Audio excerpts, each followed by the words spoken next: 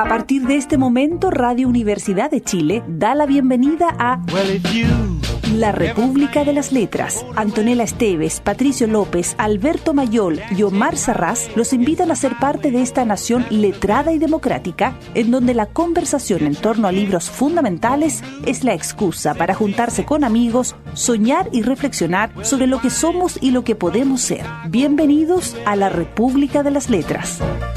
More than 2,000 miles all the way. Get your kicks on Route 66.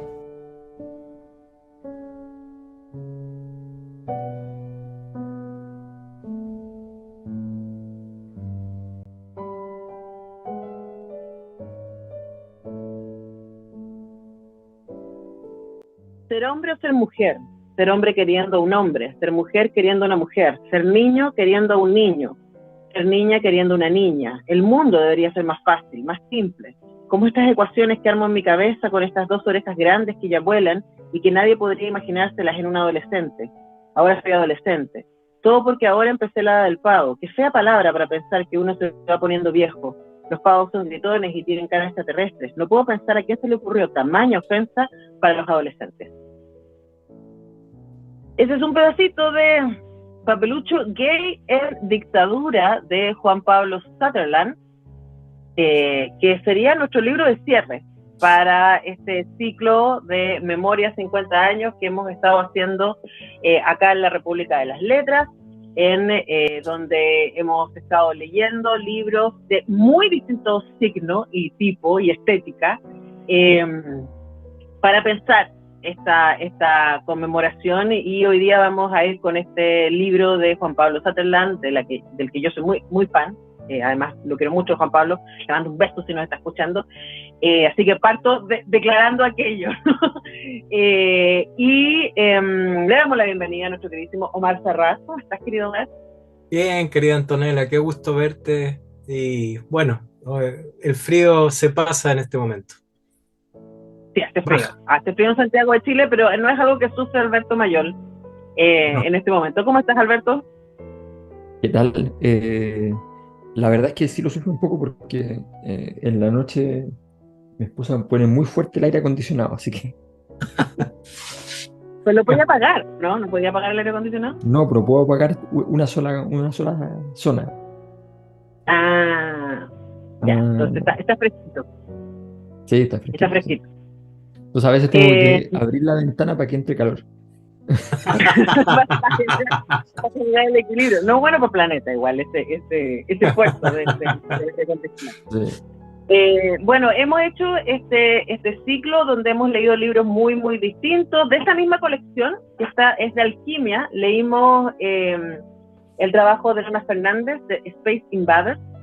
Hay otro libro de esta misma colección que yo recomiendo mucho, que salió hace poco, que es de Lina Meruane, recientemente además galardonada con el premio José Donoso, que otorga la Universidad de Talca, y que en esta colección sacó recién, hace un mes o algo así, un libro que se llama Señales de Nosotros, que se parece harto a Space Invaders. Yo creo que sería como un poquito después, porque también es la mirada como la de Juan Pablo acá, adolescente, respecto a vivir en dictadura desde la adolescencia. Ustedes leyeron, pero yo no estuve en ese capítulo, el libro Salvador Allende, de Mansuy. Leímos también Los zapatos del Puma la semana pasada, ¿cierto?, de Patricia Verdugo, y también la novela gráfica Los fantasmas de Pinochet. Todos esos programas los pueden encontrar en nuestro canal de YouTube. Y antes de partir, para la gente que se está preguntando por qué no ha aparecido Patricio López en las últimas semanas, yo sé que le extraña mucho, nosotros también. Está con licencia. Nuestro querido Patricio tuvo un problema mecánico. Así que está con licencia, está con un problema en su pierna. Así que, ¿cuál futbolista? Nada, que sí, está mejorándose. Tuvo una lesión más propia de la juventud, pero quizás es simplemente que se está volviendo joven. Claro, es un Jimmy Button al revés, ¿no? Pero para la gente que lo extraña, nosotros también lo extrañamos. Volverá, pero está con licencia. Esperamos tenerlo ya a mediados de octubre de vuelta con nosotros. Cumplir la licencia, aunque Pato estaba dispuesto a pero le dijimos, ¿y qué pasa si te ven en el Zoom la gente que certifica que la licencia médica se está cumpliendo? ¿Ya? ¿Qué pasa? Entonces no ¿Qué se pasa? puede. Claro, no puede. No. Porque podría estar acostadito en su cama con una cámara, pero ¿qué pasaría ahí? ¿Ah? Ah, Sí. claro, porque no está inhabilitado para leer y para hablar, pero está con Claro, licencia. Así que está como con nosotros licencia. somos muy cuidadosos de cumplimiento de las leyes, está fuera Digámoslo de de manera más dictatorial, está exonerado de sus funciones. claro, Sí. ya que estamos en este contexto.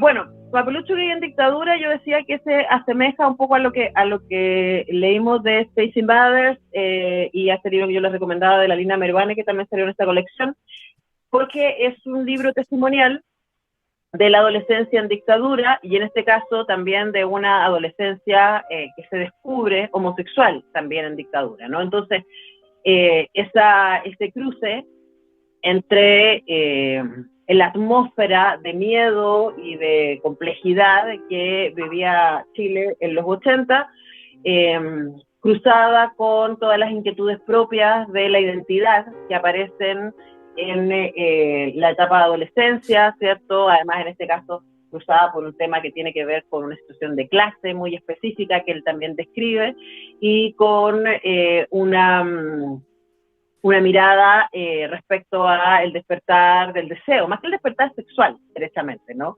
Con el despertar del deseo y las inquietudes que eso propone cuando ese deseo está fuera del mandato masculino. Entonces, con una pluma que es brillante, a mí, yo decía que a mí me gusta mucho Juan Pablo, de verdad encuentro que es un gran escritor y un gran investigador, además. Es un libro muy amable de leer y además a mí me parece tan honesto y tan expuesto en lo que comparte. Eso sería como para partir y Alberto, no sé, palabras iniciales. Bueno, yo creo que hay a ver, hay una literatura que se compone, ¿ya? Es como un bricolage centrado en la posibilidad de juntar elementos en cuya consonancia o disonancia permita, en el fondo, construir ese objeto narrativo que uno desea descubrir cuando abre una novela, ¿no? Eh, la receta la receta de la literatura es más o menos la misma siempre, ¿eh? Pero sus formas específicas de desarrollo son realmente de una diversidad extraordinaria. Entonces, lo primero que hay aquí es que hay un esfuerzo de justamente traer dos elementos que en dimensiones muy importantes son evidentemente opuestos, digamos, la dictadura versus la versión de un niño, de un joven, y de una experiencia homosexual, una experiencia, el surgimiento del deseo homosexual. Entonces, el deseo homosexual en una dictadura militar, ¿ya? Patriarcal, ¿ya?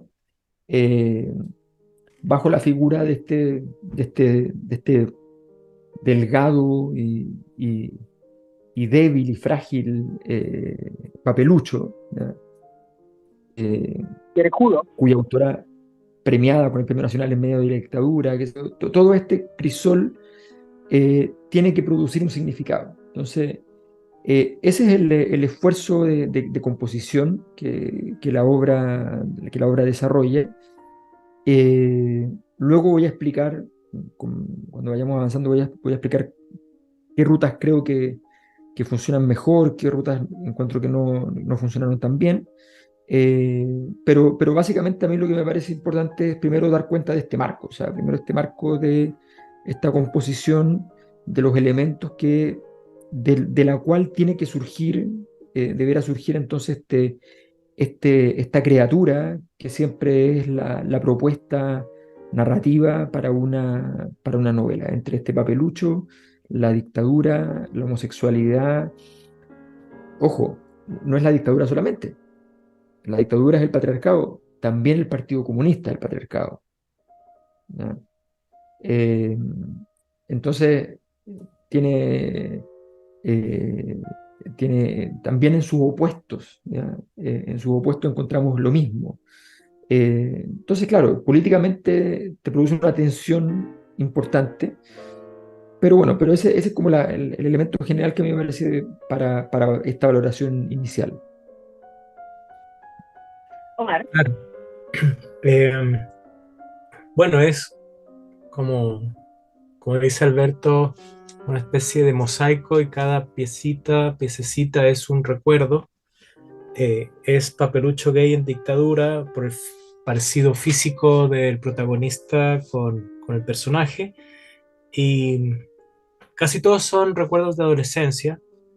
Eh, Él nació en 67 y todo va hasta el 89, ¿no? Entonces uno va viendo modas, programas de televisión, vida cotidiana, va acompañando los años 80 con este personaje que está tratando de descubrir un lugar, un sentido, y que vive en una sociedad donde yo pienso que la palabra que podía sintetizarlo, la atmósfera general es el desaliento, ¿no? O sea, la gente está muy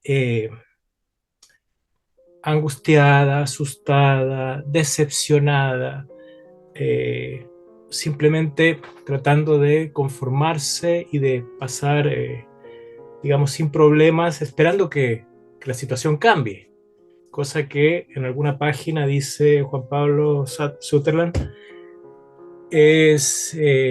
fue mucho más largo de lo que se pensaba. Entonces, esta larga década de los 80, con todo el drama, la desolación, el sufrimiento, la incomunicación, la soledad constante, con cosas muy interesantes, ¿no? Lo que hace el personaje para salir de esa soledad, por ejemplo, es, como siempre, la poesía puede ser la salvación.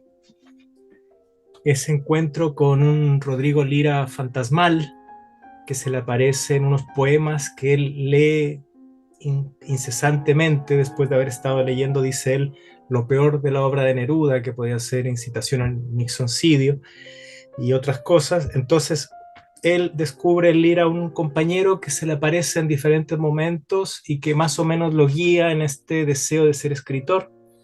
Entonces está eso, pero hay muchos personajes muy interesantes, la abuela, los compañeros, amigas que aparecen, cierta gente que después políticamente le trae consecuencias, que son desaparecidos, que son asesinados, qué sé yo, curas, monjas, lo que sea. Entonces, todo ese ambiente escolar con un país gris que está en un sábado gigante perpetuo, en un festival de la una permanente, y con, digamos, con Enrique Maluenda animando esa decepción constante. Entonces, es un libro que a mí me trajo pesar, me hizo ver lo gris que puede llegar a ser la vida, o sea, me hizo sentir ese peso que puede tener uno en algún momento de su vida. Así que para mí funcionó esa atmósfera opresiva y desoladora que encontré en el libro. Sí, creo que eso también es un valor, como cuando ahora en este mes de conmemoración, ¿no? Que es difícil poner, especialmente para quienes éramos muy chicos o para quienes no estaban directamente en esa atmósfera gris y opresiva de la dictadura, ¿no? De vivir con el miedo a la delación, con el miedo a la injusticia constante, con el poder desatado de carabineros y de las Fuerzas Armadas que podían llevarte en cualquier momento porque sí, no que las cosas hayan cambiado demasiado, pero uno siente que por lo menos es otro el contexto donde la gente derechamente desaparecía, o sea, de un momento a otro desaparecía.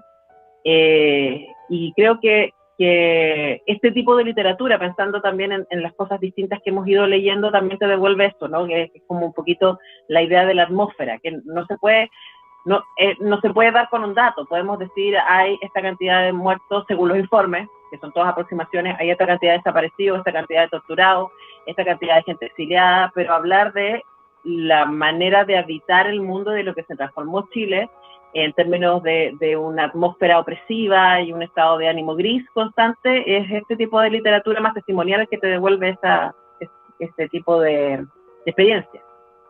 Pues. Sí.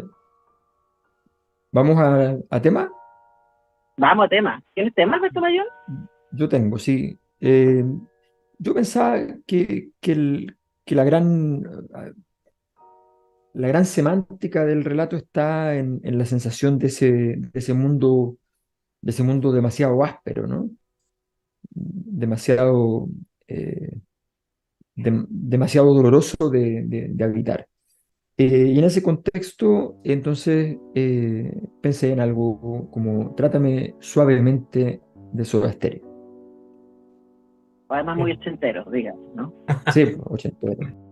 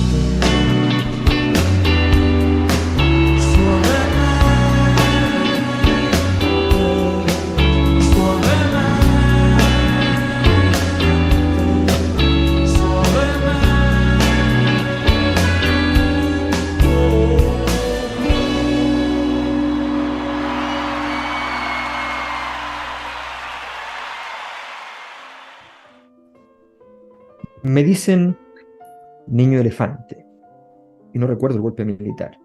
Mis padres nunca quisieron hablar de ese día. Todo fue como si hubiesen censurado la película más importante de sus vidas. De los años 70 no sé mucho, solo que hubo un golpe de Estado, que Allende murió, y mucha gente cayó detenida, desapareció, y a otros los patearon de Chile. Mi memoria se formó en los años 80, cuando todo comenzó a tener sentido.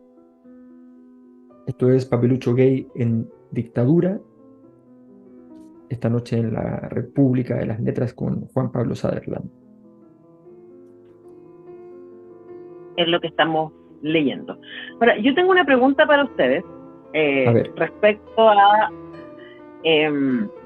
los mandatos masculinos en la adolescencia, ¿no? Porque, claro, mi experiencia es muy, muy distinta. ¡Ay, los dos pusieron cara! Los pusieron cara de tanto horror. No, pero terrible. yo creo que una de las cosas que describe Juan Pablo respecto a esta sensación de sentirse fuera, ¿no? De los códigos. Y claro, uno puede decir, bueno, pero porque es un hombre homosexual. Entonces, claro, el código del que se siente afuera es la heteronormatividad. Pero yo sospecharía que incluso siendo un hombre hetero, la brutalidad de las exigencias de lo que hay que mostrar en términos de masculinidad, siempre, pero especialmente en la adolescencia, es algo que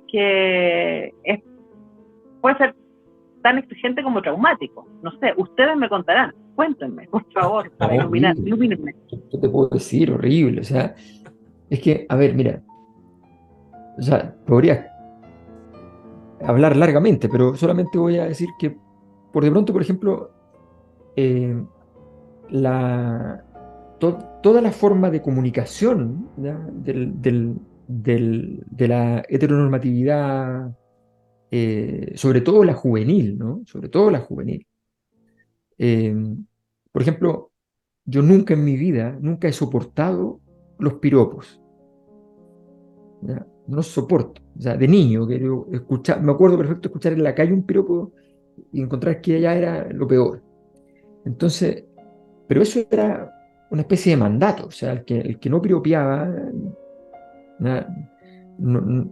ante un ejemplar adecuado, digamos, no era hombre, ¿ya? La exigencia del éxito erótico, ¿no? La exigencia del comportamiento en la fiesta, ¿ya? O sea, olvídate, era una cantidad de cosas que cuando uno, o sea, me imagino que ser gay es bastante más difícil, pero ser nerd tiene sus dificultades, ¿no? Entonces porque además a esa edad el valor que tú tienes no le importa a nadie. O sea, en la juventud, ¿ya? Ser ratón de biblioteca no tiene ningún mérito, ¿ya? No. A estas alturas, como la juventud llega a los 45 años, tampoco tiene mérito hasta bastante más adelante, así que da un poco lo mismo, pero efectivamente entonces no, era muy, muy intenso todo ese proceso de exigencia donde tú, de verdad, hay una cosa que es muy fuerte. Tú no eres hombre, dice ese mandato, si no interpretas cualquier gesto, cualquier acto como una incitación erótica. ¿Ya? O sea, tienes que entender cualquier cosa que pase con una mujer como una invitación a la cama. ¿Ya? Si no lo haces, no eres hombre. Porque además el cine de la época representaba las escenas sexuales así, como donde de repente estaba así como casi una película porno, que están tomando un café y de repente una mirada y entonces fervor, ¿no? ¿Ya? Sí. Entonces todo eso, esa imaginería, evidentemente era una incitación inadecuada. Sí, y yo puedo decir que mis años más violentos fueron la infancia y la primera juventud. O sea, ahí tenías que estar permanentemente demostrando que no te acobardabas, que no tenías miedo, había que estar agarrándose a combos constantemente. yo tuve la desgracia de crecer muy rápido, qué sé yo, ya a los 12 o 13 años medía lo mismo que terminé midiendo, era de los más altos del curso y había que pegarle al más alto del curso. Entonces era constante el asunto de ser desafiado, de tener que demostrar que no te da miedo, y si te daba miedo, si finalmente alguien te jugaba la psicológica y tú no reaccionabas bien y quedabas como un miedoso, era humillante y el tipo te podía estar molestando todo el año del colegio. Entonces lo mejor era pegar rápido, después ya no se iba a meter contigo. Pero si tú no reaccionabas, tenías que soportar una, una cosa, digamos, de baja intensidad, pero que a la larga era peor. Entonces era constante esa demostrar que no eres cobarde, que eres valiente, que no tienes miedo. Y también lo que decía Alberto, o sea, yo tuve las gracias de estar siempre en escuela y colegio solo de hombres. Entonces tú de repente iba a fiestas pagadas, qué sé yo, en la media, no sabías bien qué hacer, o caías en la poesía, y una vez una chica que conocí ahí, que les pedía el teléfono siempre, qué sé yo, me colgó el teléfono porque le hablaba todo con poemas que había escrito y me decía, no te puedo creer que haya escrito eso es mentira, eso es falso. Y yo seguía leyendo los poemas hasta que me colgó.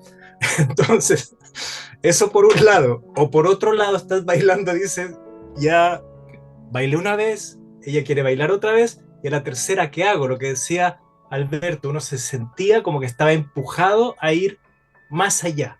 Y si es que ella podía bailar contigo 3 veces, eso quería decir que tú no sabías qué hacer, si acercarte más, si besarla.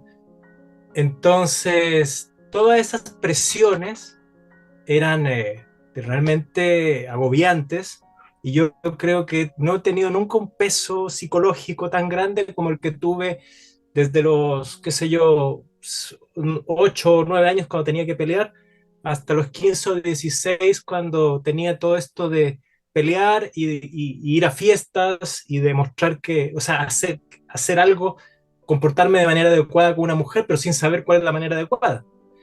Entonces, perdido, totalmente perdido, o sea, sin idea de qué hacer.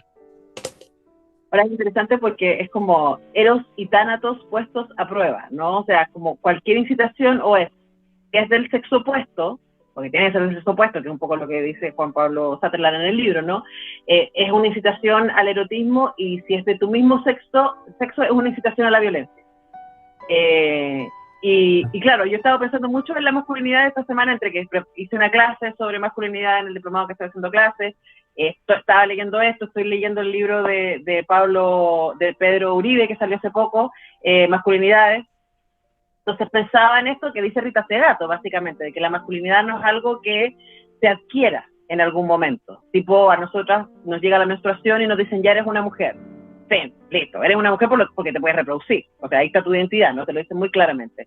En cambio, en el mundo de los hombres, y aquí estoy hablando desde la hipótesis, ¿no? Ustedes me dirán, lo que dice Rita Segato es que la masculinidad es algo que se tiene que poner a prueba de manera constante, y se pone a prueba en la mirada de otros hombres.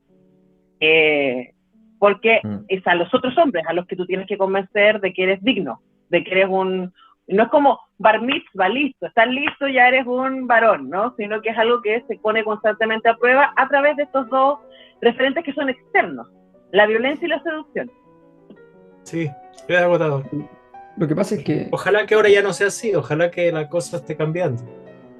No, yo no estoy tan... Yo quiero hacer mira lo que es la cultura del reggaetón. Yo me siento agredido porque Antonella está hablando por la voz de nosotros, ¿no? Y no... Yo pregunto, por eso digo, teóricamente, no estoy haciendo woman's planning. Woman's planning, sí. En este caso podría estar haciéndolo, pero yo la estoy citando a ella. Es que Rita Segato lo hace. No es que podría estar haciéndolo, lo hace. Pero a partir de haber entrevistado a muchos hombres, hay que decir. Sí. Hay que decir que lo que contestaría un macho es decir, y yo he conocido muchas mujeres. No, lo que pasa es, mira, yo creo que el asunto de la masculinidad, bueno, yo nunca he vivido una experiencia, en todo caso, de masculinidad más sorprendente, con demanda de masculinidad permanente, constante, que Nápoles. ¿Ya? O sea, no hay nada como eso. porque, ¿Como en nada? porque claro, seguramente tú te vas a las zonas, al mundo árabe, vas a ver mucha masculinidad, ¿no? Pero esto es una ciudad donde la relación con el mundo femenino es muy voluptuosa, ¿no? Es muy importante. Pero, por ejemplo, cosas como que yo estaba comprando un jugo, a mí Federico estaba chiquito, entonces estaba con Federico en el brazo, saco un jugo en la calle, eh, y le digo a mi suegra que le pague al señor. Entonces ella saca la moneda y le pasa la moneda. Y él no se la aceptaba porque había un hombre comprando y tenía que pagar el hombre. No. ¿Quién ¿Dónde iba a es esto? pagar? En Nápoles, Nápoles. Nápoles. ¿Dónde es Ah, eso? yo te escuché de nave. Entonces, la frase que yo No, escuché fue: no, en nunca he visto Nápoles. una masculinidad más explícita que en Nápoles. No, en Nápoles. No. Entonces era como una cosa así como... Bueno, después, a cada rato, me daba cuenta que había hombres que me miraban porque querían pelear. O sea, que después le pregunté al primo de Claudia y me decía que efectivamente, que Nápoles, o sea, él se cansó de Nápoles y se fue a Milán porque se peleaba un poco menos, ¿no? Entonces, tenía que... Y, entonces, la verdad es que es muy impresionante y quieren pelear por cualquier razón. Y fundamentalmente, por ejemplo, si tú estás con muchas mujeres, porque saliste con tu cuñada, con tu esposa, con una amiga, yo qué sé yo, eso es un motivo de pelea. ¿Ya? Sí. Eso es un motivo de pelea. No voy a entrar a explicar. ¿Ya? Entonces, No, solo quiero decirte que no, no. O sea, es infinito, es el paradigma decepcionante. todavía tiene mucho que dar. Sí, sí, sí, todavía, todavía. Mire, yo quería leer un capítulo entero, chiquitito, como para que veamos el tipo de cosas que van pasando y después podemos meter otras cosas, pero efectivamente, eh, imagínate, nosotros tratábamos de cumplir con el mandato, también el personaje trata de cumplir con el mandato y tiene que además hacerse violencia contra su deseo. En alguna parte es bisexual, también tiene pololas, pero todo el tiempo quiere mirar y tiene que disimularlo, todo es muy complicado.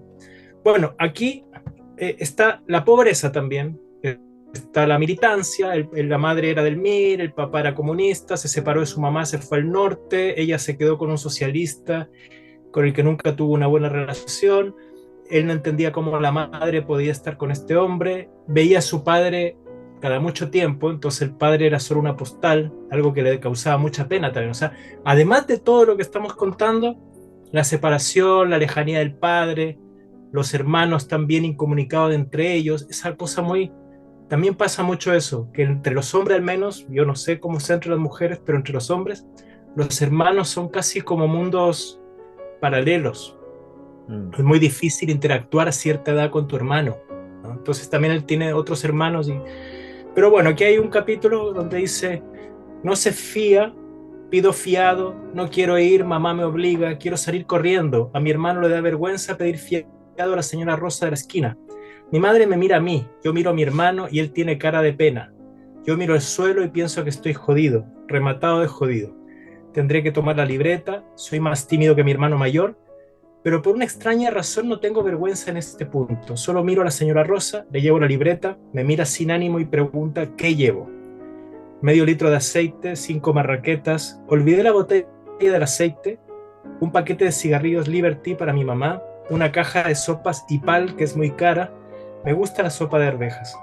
La señora Rosa me mira ahora concentrada y anota todo. El aceite no puedo llevarlo sin botella. El lápiz Bic de la señora Rosa está quebrado y viejo. Anota lento, como descubriendo las letras o como si viese letras nuevas, caligrafías que son extranjeras en sus ojos. No escribe bien, pero le molesta que la vea. Miro hacia el lado. Ella pregunta por mamá Rebeca y le digo que mamá está cansada y trabajando. Cierra la libreta y me la entrega nuevamente. La señora Rosa no es feliz igual que yo. Eso es un capítulo de... Vamos a ir a un tema y podemos volver sobre más de Papelucho Gay en Dictadura, de Juan Pablo Sutherland, Omar Sarraz, ¿tienes canción? Sí. Bueno, en una parte del libro, el personaje, narrador, que aquí confundimos también con el autor, dice que quería tocar la guitarra y cantar como Yusuf Islam, que también es Cat Stevens. Entonces, yo creo que sería lindo escuchar ahora algo lindo dentro de todo esto gris, que es Father and Son con Cat Stevens. Cosa más linda esta canción. Ya, pues, vamos a escuchar a Cat Stevens.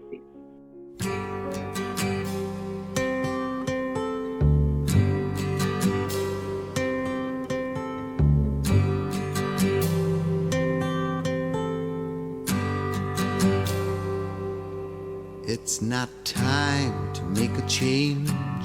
Just relax, take it easy. You're still young, that's your fault. There's so much you have to know. Find a girl, settle down.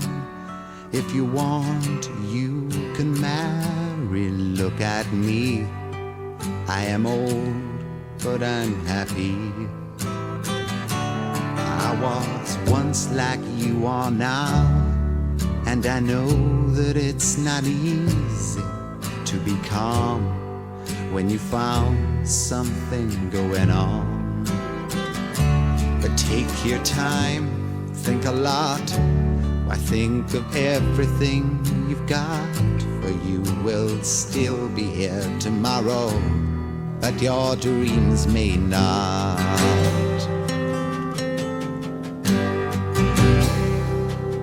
How can I try to explain? When I do, he turns away again. It's always been the same old story.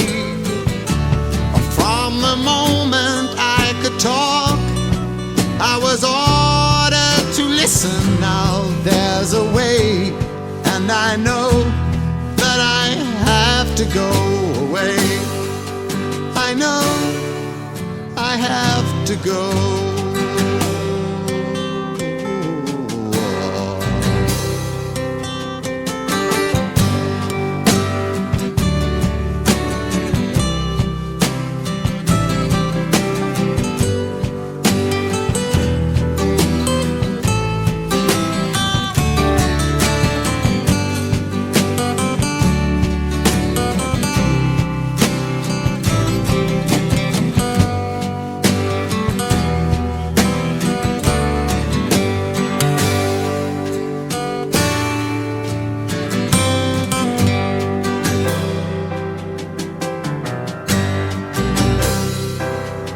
It's not time to make a change.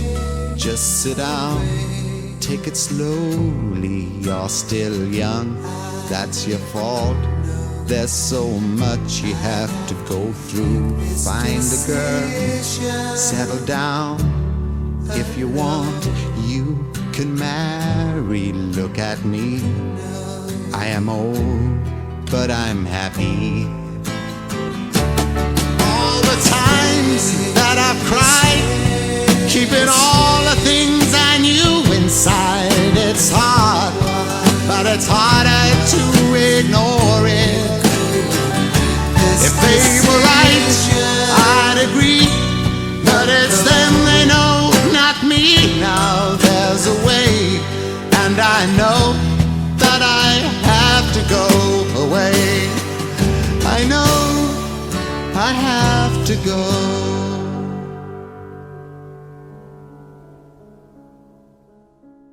Tomaba la tobalaba las rejas en Alameda con Libertad para ir a Pudahuel desde mi liceo. La liebre era rápida, por eso le llamaban así, pero se llenaba pronto con las mamás de mis amigos que trabajaban en el barrio alto cruzando la ciudad cansadas de viajar tanto. No faltaban los viejos guatones y los comerciantes ambulantes de Meix repletando la diminuta micro.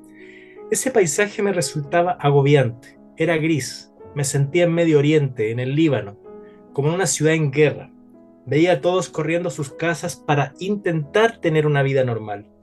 Todos lo intentábamos, aunque nuestra vida no era normal. A veces escuchaba conversaciones indecentes, de amor y desamor, de celos, y hasta actualidades políticas con nombres inventados y susurros en los oídos. A veces me excitaba con algún apretón de alguien mayor en mi entrepierna, pero como todos estábamos tan cerca, tan juntos, tan apretados, tan silenciosos de nuestra normalidad gris, nadie se asustaba por nada, aunque viviésemos escuchando bombazos y gritos nocturnos. En la micro todos nos reconocíamos, pues todos éramos parte del mismo paisaje todos los días, hasta reconocía los mismos chalecos, pantalones y zapatos que casi nunca cambiábamos. Si alguien tenía una prenda nueva, lo sabía de inmediato. Cada uno iba soñando, durmiendo, pensando, imaginando que esa ciudad gris terminaría de inmediato. Eso anhelábamos todos, pero para eso todavía faltaba mucho. Mientras tanto, los viajes por la Alameda eran el único paisaje disponible que teníamos. Papelucho gay en dictadura. Juan Pablo Sartre. Sí, no sé si a mí me parece que es un súper buen libro como para cerrar el ciclo que hemos hecho como de Memoria en Dictadura, porque es un libro en donde la dictadura es el contexto, ¿cierto? Y la militancia juvenil de él en las juventudes comunistas también son un elemento de presión, ¿no? Porque como decía Alberto al principio, acá el patriarcado está en todas partes. El patriarcado está en los imaginarios militares y en el control, pero también está en la idea del hombre revolucionario, ¿cierto? Donde la homosexualidad no tiene espacio. Creo que también eso es súper interesante. Y otra cosa que quería decir, y como que ahí se las entrego, es que son muy interesantes las notas al pie, porque él explica, ¿no? O sea, el Festival de la Una lo nombra y asterisco al pie te cuenta lo que es el Festival de la Una, cuánto vale el show, por ejemplo, aquí abrí cualquier cosa, o como elementos culturales de los 80 para que nadie se quede afuera, para que el público más joven pueda entender de qué está hablando, y no sé si las series que veía, etcétera. Justo hace poco vi la obra La amante fascista, en donde hay una referencia muy, muy potente a el sketch de La oficina de Zapperin con Ja, y es como, a mí no me había dado cuenta lo brutal, misógeno, clasista que era ese sketch, y que ahí está muy, muy bien instalado en ese contexto, y uno dice qué dura, qué definitoria también, y eso explica también un poco la sociedad en que vivimos hoy día, fue la educación sentimental vía televisión que recibimos durante los 80 y que es funcional al modelo en el que vivimos. Eso. Sí, yo creo que la obra tiene mucho de registro en ese sentido, de búsqueda de dar cuenta de los procesos. Yo soy bien en eso, tengo poco aguante para comulgar con la literatura bajo la lógica de querer mostrar como un conjunto de semánticas que provienen de la sociedad, pero que portan su semántica, que chocan, y ver como qué sale de ahí. A mí eso no lo entiendo como una cosa bien experimental, lo entiendo como un esfuerzo, lo entiendo como bueno, no como un esfuerzo, porque justamente lo que más me preocupa es que en el fondo siento que es que dejar de lado la conducción sobre el proceso de escritura, dejar de lado eso, la verdad es que lo que hace es que sea mucho menos valioso para mí.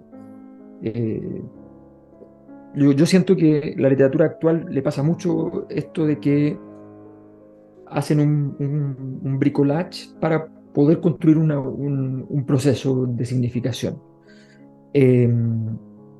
Y la literatura para mí funciona justo al revés, o sea, es como, porque el bricolage funciona a lo ancho, ¿no? Entonces yo pongo en un plano distintas imágenes, o lo que sea, o personajes, lo que sea, y al juntarlo, al estar todos juntos, configuran un significado. Eso evidentemente ocurre. Pero para mí la gracia de la novela, el diferencial de la novela respecto a otro tipo de cosas, bueno,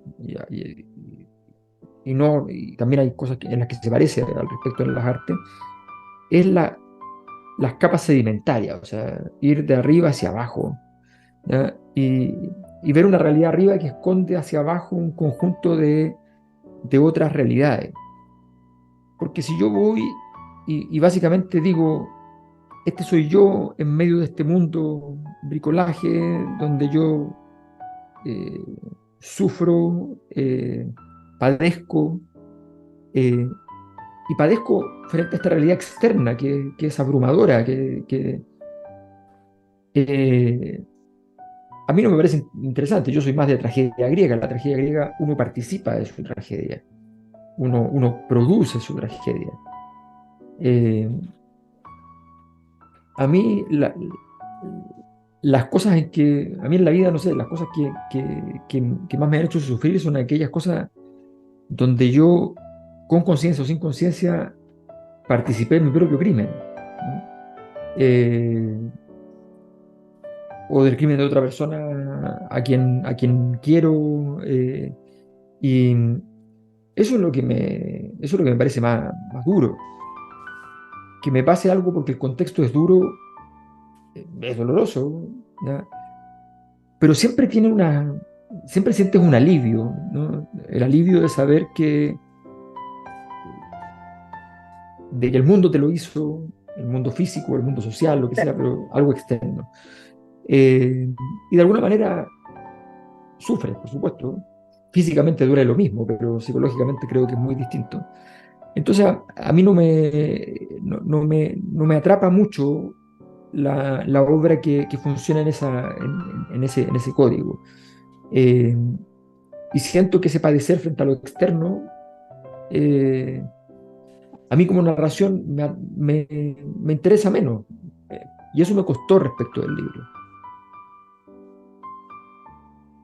Omar, palabras al cierre, pues ya nos vamos a empezar a despedirnos. Sí. Bueno, sí, pienso que es un libro que tiene interés, como dijo Antonella, también para gente que no conozca el periodo, por esta atmósfera que vuelve a producir, que a mí sí me afectó esa ¿cómo decirlo?, ese desaliento que hay a lo largo de las páginas. También concuerdo con Alberto que en general, más allá de... O sea, yo tengo un problema más bien con la escritura donde los escritores son personajes. O sea, escribir cosas personales. Por ejemplo, Annie Ernaux, premio Nobel. Autoficción. Claro, eso. Yo tenía una discusión permanente con mi amigo Daniel Osorio, que prefería los documentales a las películas, que prefería la no ficción a la ficción. Yo le decía la ficción, la imaginación. Eso es lo que necesito, eso es lo que busco cuando llega un libro. Encontrar un mundo distinto. Bueno, y está la no ficción, que ahora está, bueno, la premio Nobel última es no ficción y puede ser muy interesante, muy intensa, pero tampoco está la es... autoficción, que es más parecido a esto, como autoficción, claro, ¿no? una autoficción, que para mí no es lo más apasionante, pero yo creo que este libro a mí me interesó, me gustó, aunque no es, yo tampoco me gusta esto, lo que dice Alberto, la autoficción mucho, pero me pareció un libro bien escrito, bien interesante, porque las capas que dice Alberto podrían ser, en cierta forma, que está al mismo tiempo lo político, la militancia, el deseo sexual, la juventud, todo. Hay muchos conflictos que tienen un sujeto en el que confluyen, ¿no? Claro, pueden venir de afuera, pero hay varios conflictos, no es solo uno. Entonces a mí me pareció interesante esa dificultad. Sí, bueno, yo dije al principio que me gusta mucho Juan Pablo Sutherland. En general, los libros que yo le he leído suelen transitar entre la autoficción y la investigación. Hay uno que me gusta mucho que vino después de este, que se llama Grindelmanía, que es como su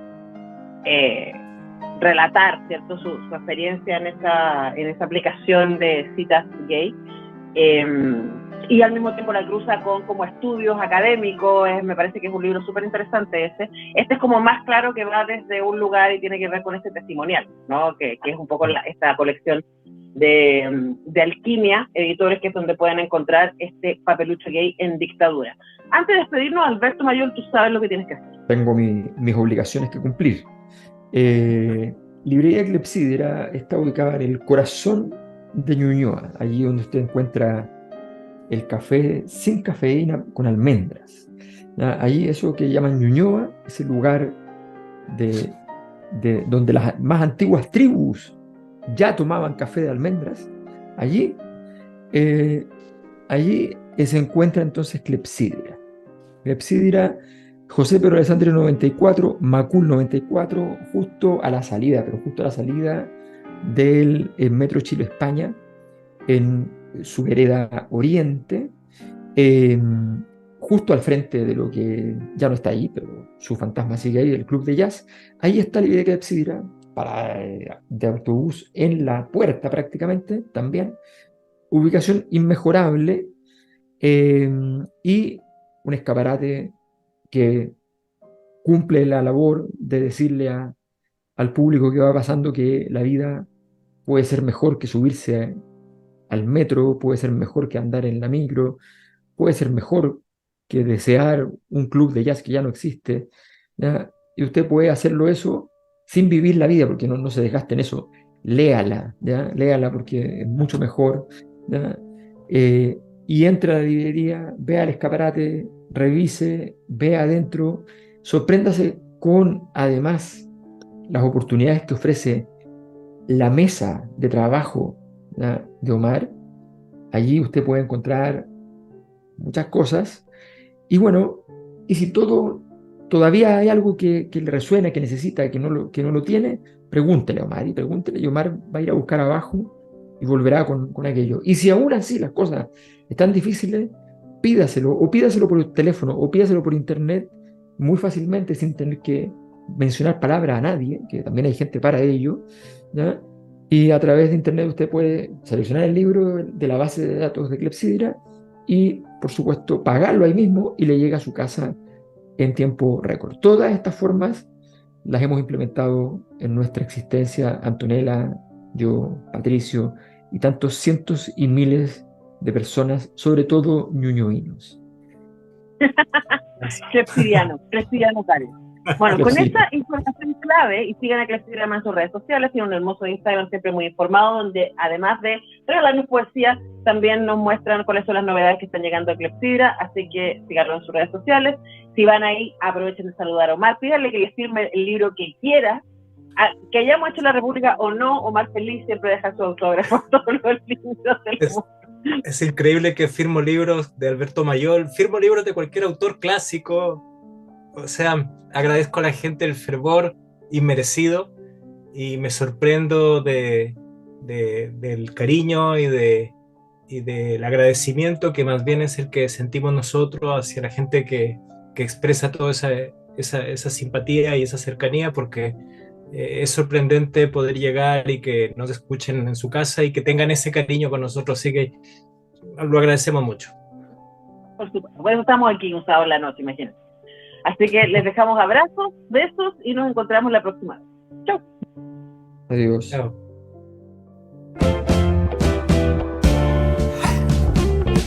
Voy a la plaza en estado sideral para comer algo bien rico. Veo que aún hay gente que se acuesta en el pasto. El mundo no está perdido. Y uno de ellos es un joven muy apuesto que me mira intenso. Seguro que las 2 veces que fui al gimnasio ya hicieron su efecto.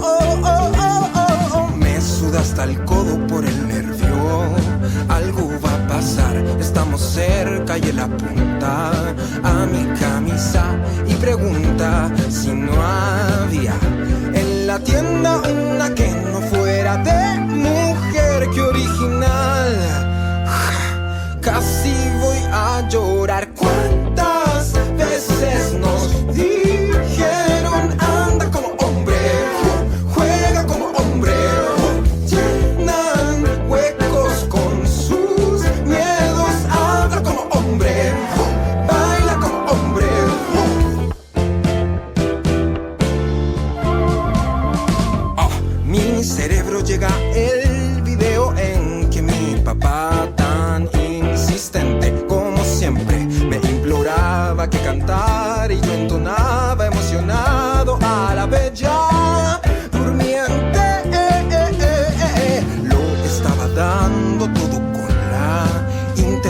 tentación giraba sobre mis tobillos a la perfección. Me meneo, pelo al viento, y de repente escucho que me grita: baila como hombre, mar. ¿Cuántas veces nos dijeron anda como hombre, juega como hombre, llena huecos con sus miedos, habla como hombre, baila como hombre?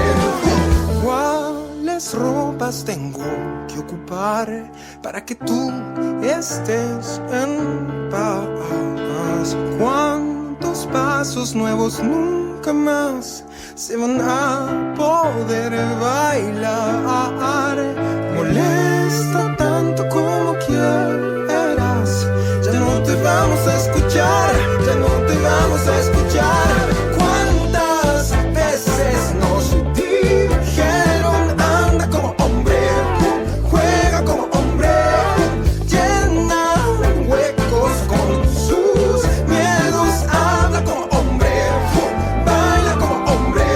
Bailemos como el fuego, bailemos como ellas, bailemos como un templo, bailemos como el cielo, bailemos como el río, bailemos como ellos, bailemos como nadie, bailemos como nuevo. Ya no te vamos a escuchar, ya no te vamos a escuchar. Antonella Esteves, Patricio López, Alberto Mayol y Omar Sarraz y su República de las Letras regresan la próxima semana con un nuevo libro y nuevas conversaciones. Los esperamos.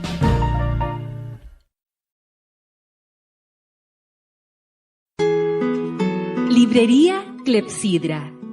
En Ñuñoa, en Macul con Irarrázaval, está la librería Clepsidra. Libros de ciencias sociales, literatura, filosofía, poesía, lecturas escolares de arte y teatro. Avenida José Pedro Alessandri 94, teléfono 225-5706. Consulte nuestros títulos y autores en www.clepsidra.cl.